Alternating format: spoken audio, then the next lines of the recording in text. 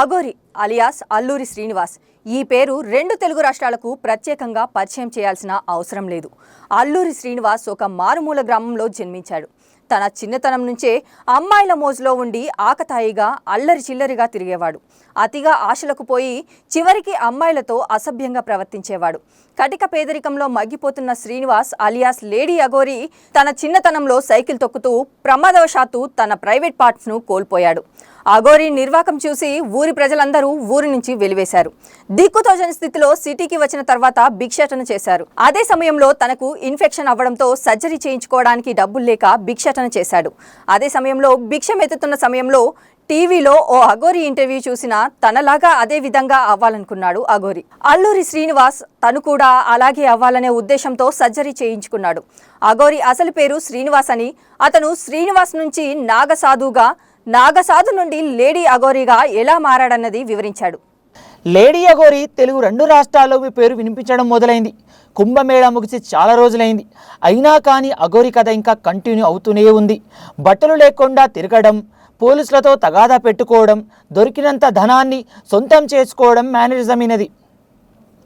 హిందూ ధర్మాన్ని అడ్డుపెట్టుకొని భారీగా సంపాదించవచ్చు అంటూ ప్లాన్ వేసుకున్నాడు అఘోరి.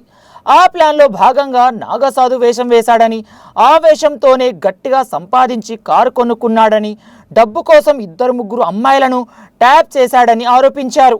దాంతోపాటే ఆ పూజలు ఈ పూజలు అంటూ అమాయకుల నుంచి భారీగా డబ్బు దోచుకునేవాడు. సోషల్ మీడియాలో ఎంట్రీ ఇచ్చి పాపులర్ అయ్యాడని బెట్టింగ్ యాప్స్ను ప్రమోట్ చేసి బ్యాంకు నింపుకున్నాడు. ఇప్పుడు లేడీ అఘోరిగా మారి 2 తెలుగు రాష్ట్రాల మీద పడ్డాడు. ఈ క్రమంలోనే వర్షిని ట్రాప్ చేశాడు. వర్షిని కూడా డబ్బు కోసమే లేడీ అఘోరి వెంట ఉంది. ఆమె తీరును కూడా విమర్శిస్తున్నారు. హిందూ ధర్మాన్ని అడ్డం పెట్టుకొని ఆ ధర్మాన్ని నమ్మే వాళ్ళను మోసం చేయడమే శ్రీనివాస్ అలియాస్ లేడీ అఘోరి పని. అందుకే శ్రీనివాస్ను ఎవరు నమ్మకండని ప్రజలు తెలిపారు. అఘోరి నాగసాధు ప్రస్తుతం తెలంగాణలో ట్రెండింగ్లో ఉన్న విషయం తెలిసిందే. గత కొన్నాళ్లుగా అఘోరి రాష్ట్రంలోని పలు దేవాలయాలను సందర్శిస్తోంది.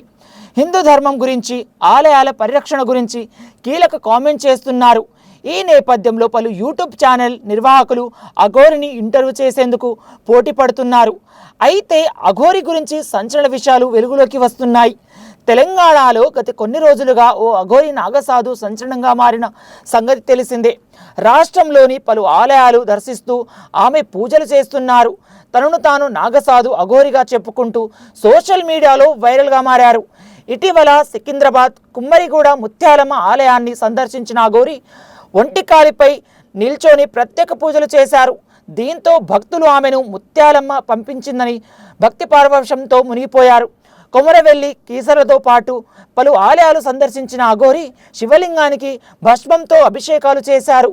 దీంతో పలు యూట్యూబ్ ఛానళ్లు అఘోరిని ప్రత్యేకంగా ఇంటర్వ్యూ కూడా చేశారు. పూజల పేరుతో అఘోరి తనను మోసం చేసిందని, చంపుతానని బెదిరించి 10 లక్షలు తీసుకుందని శంకర్పల్లి మండలం ప్రొద్దుటూరు శివారులోని ప్రగతి రిసార్ట్లో నివాసం ఉండే ఓ మహిళ సినీ నిర్మాత ఈ ఏడాది ఫిబ్రవరి 25న మోకిలా పోలీస్ స్టేషన్లో ఫిర్యాదు చేశారు. ఈ మేరకు BNS 350 పలు సెక్షన్ల కింద పోలీసులు కేసు నమోదు చేశారు.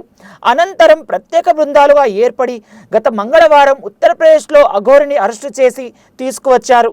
నార్సింగ్ ఏసీపీ కార్యాలయం నుంచి బుధవారం పోలీస్ వాహనంలో చేవెళ్ల ప్రభుత్వ ఆసుపత్రికి తరలించి సాధారణ వైద్య పరీక్షలు చేయించి Chevella junior first class judge Dheeraj Kumar ఎదుట హాజరుపరిచారు. ప్రస్తుతం అఘోరి చంచల్గూడ జైల్లో 14 రోజుల రిమాండ్లో ఉంది.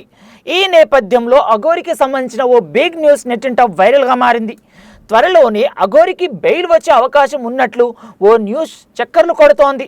అఘోరి వెనుక చాలామంది పొలిటీషియన్స్ ఉన్నారని ఓ వీడియో వైరల్గా మారింది. ఆ చాలామంది బడా పొలిటీషియన్స్లో ఒకరు బయటకు వచ్చినట్లు సమాచారం. ఆ పొలిటీషియన్స్ ఇప్పుడు అఘోరిని కలవడానికి ఏకంగా చెంచల్గూడ జైలుకు వెళ్ళబోతున్నట్లు సమాచారం. ఇందులో భాగంగానే ఆయన అఘోరితో ములాఖాత్ కాబోతున్నాడని జోరుగా ప్రచారం జరుగుతోంది. అంతేకాకుండా ఒక లాయర్తో మాట్లాడి అఘోరికి బెయిల్ తెచ్చే పనిలో ఆ బడా పొలిటీషియన్స్ ఉన్నాడని సమాచారం. ఇవన్నీ ఇప్పుడిప్పుడే బయటకు రావడంతో ఆ పొలిటీషియన్స్ ఎవరా అని చాలామంది తెగ ఎదురు చూస్తున్నారు. ఒకవేళ బెయిల్పై అఘోరి బయటకు వచ్చాక ఎలా ప్రవర్తిస్తుంది, గతంలో మాదిరిగానే ఉంటుందా లేక ప్రవర్తనలో మార్పులు చేసుకుంటుందా అని కొందరు చర్చించుకుంటున్నారు. ఏం జరుగుతుందో చూడాలి.